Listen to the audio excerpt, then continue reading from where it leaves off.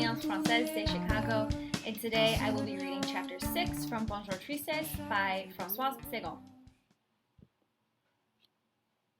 The following morning was dreadful, no doubt on account of the whiskeys of the night before. I awoke in darkness to find myself lying crooked across my bed, with a dry mouth and unbearably clammy limbs. A ray of sunlight filtered through the chinks in the shutter, with specks of dust floating up in its serried ranks. I had no wish either to get up or to stay in bed. I wondered if Elsa would come back and how Anne and my father would be looking that morning. In an attempt to get up, I forced myself to think about them, but my efforts came to nothing. When I finally managed to, I found myself standing on the cool, tiled floor of the bedroom, aching and not thinking straight. The mirror offered me a sad reflection, and I leant in against it and contemplated that strange face with its dilated eyes and swollen mouth. My face. Could those lips, those ill-proportioned features, those odious arbitrary limitations of mine mean that I was weak and characterless? And if I really were limited, how did I know this so clearly in spite of being what I was? I found amusement in detesting myself and the wolfish face in the mirror, hollow and crumpled from debauchery. Looking into my eyes, I began to repeat the word debauchery silently to myself, and all of a sudden I saw myself smile. What debauchery had there been, in fact? A few wretched drinks, a slap in the face, and some sobbing. I brushed my teeth and went downstairs. My father and Anne were already on the terrace, sitting next to each other with their breakfast tray in front of them. I muttered a greeting and sat down opposite them. At first, I was so embarrassed I did not venture to look at them, but their silence forced me to raise my eyes. Anne's features were drawn. That was the only evidence of a night of passion. They were both smiling and looking happy. I was impressed by that. Happiness has always seemed to me to be a validation, to represent a successful outcome. "Sleep well, did you?" my father asked. "So-so," I replied. "I drank too much whiskey last night." I poured myself a cup of coffee, took a sip, then immediately put my cup down. There was a certain quality to their silence, a sense of anticipation that made me uneasy. I was too tired to be able to bear it for long. "What's going on? There's something mysterious about you." My father lit a cigarette, trying to appear nonchalant as he did so. Anne was looking at me, for once clearly embarrassed. "I'd like to ask you something," she said at last. I imagined the worst. Not another mission involving Elsa? She turned her face away to look at my father. "Your father and I would like to get married," she said. I stared first at her, then at my father. For a moment I expected some sign to come from him, a wink of the eye that would have made me indignant but would at the same time have reassured me. He was looking down at his hands. I was saying to myself, this can't be true, but I already knew that it was true. "That's a very good idea," I said, playing for time. I just could not understand. Here was my father, so stubbornly opposed to marriage and to being tied down, having made up his mind in the course of one night. Our whole life was being changed by this. We were losing our independence. At that moment, I had a glimpse of how life would be with the three of us. It would be a life suddenly brought into balance by Anne's intelligence and refinement, the kind of life that I envied her for, with intelligence, discreet friends, happy, sedated gatherings. All at once, I despised raucous dinner parties, South Americans, and the Elsas of the world. I was overcome by a sense of pride and superiority. "That's a very, very good idea," I said again and smiled at them. "My little kitten, I knew you'd be pleased," said my father. He was relaxed and delighted. The effects of love-making had redefined Anne's features, and her face seemed gentler and more open than I had ever seen it. "Come here, kitten," said my father. Holding out his hands, he drew me to them both. I was half kneeling in front of them while they looked at me fondly and stroked my head. For my part, I kept thinking that even though my life just then was maybe at a turning point, to them I was in fact nothing but a kitten, an affectionate little creature. I sensed them hovering above me, united by a past and a future, by ties unknown to me that could not bind me. I deliberately closed my eyes, laid my head on their laps, laughed along with them, and resumed my role. In any case, I was happy, wasn't I? Anne was a fine person. To my mind, there was nothing mean-spirited about her. She would guide me, she would take responsibility for my life, in every circumstance she would show me which path to follow. I would reach my full potential, and so would my father. My father got up to fetch a bottle of champagne. I was sickened. He was happy, that was the main thing, but I had so often seen him happy on account of a woman. I was rather frightened of you, said Anne. Why? I asked her. To hear her, I had the impression that my veto could have prevented the marriage of two adults. I was afraid that you were frightened of me, she said, and she began to laugh. I began to laugh too, because I was indeed a little frightened of her. She was conveying to me both that she knew and that my fear was groundless. Does it not seem ridiculous to you, two old people getting married like this? You're not old, I said, summoning up the required conviction, for my father was on his way back, doing a little waltz while cradling a bottle in his arms. He sat down next to Anne and put his arm around her shoulders. She responded by moving close to him in a way that made me lower my eyes. It was no doubt for just that she was marrying him, for the way he laughed, for his firm, reassuring arm, for his liveliness and warmth. Being 40 must bring with it the fear of loneliness, perhaps the last stirring of desire. I had never thought of Anne as a woman, more as an abstraction.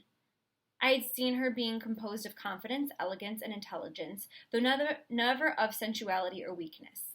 I could understand my father's pride. The haughty, aloof Anne Larson was marrying him. Did he love her, and would he be capable of loving her for long? Could I distinguish between this tenderness and the tenderness he felt for Elsa? I closed my eyes. The heat was making me drowsy. There we were on the terrace, all three of us, full of reservations, of secret fears, and of happiness. Elsa did not come back just then. A week went by very quickly, 7 happy, very pleasant days, the only ones there were to be. We drew up elaborate plans for furnishings. We drew up timetables.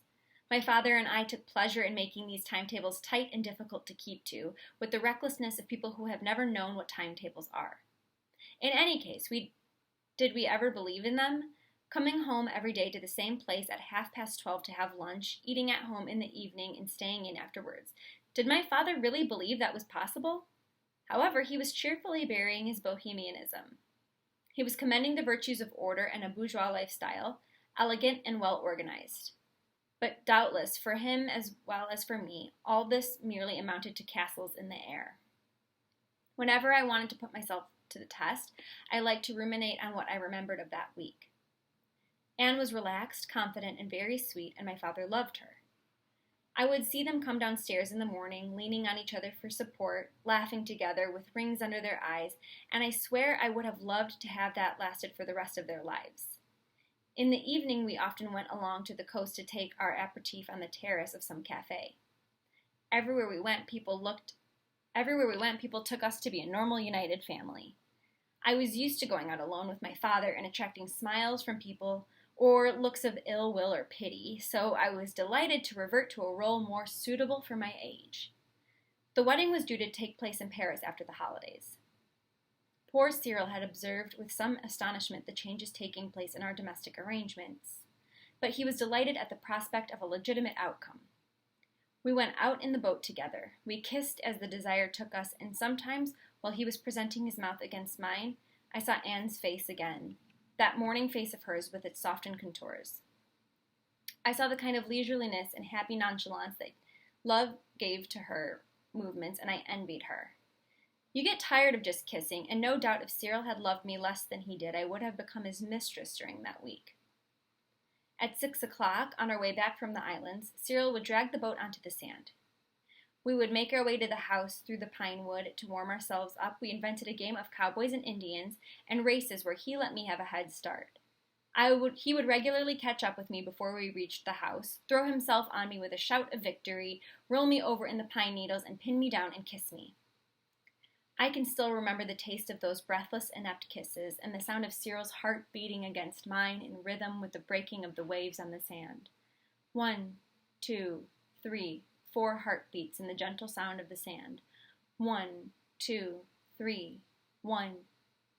He would draw breath again, and his kisses would become precise and pressing. I could no longer hear the sound of the sea, but instead of that, in my ears was the rushing, relentless patter of my own blood.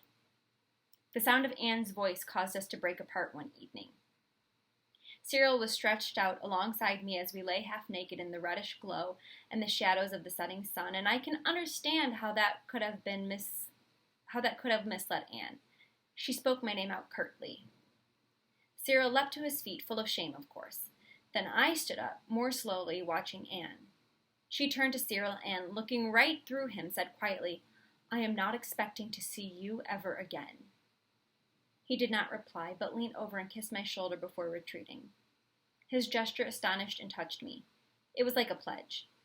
Anne was looking at me with a fixed stare in that same serious, detached way, as if she were thinking of something else.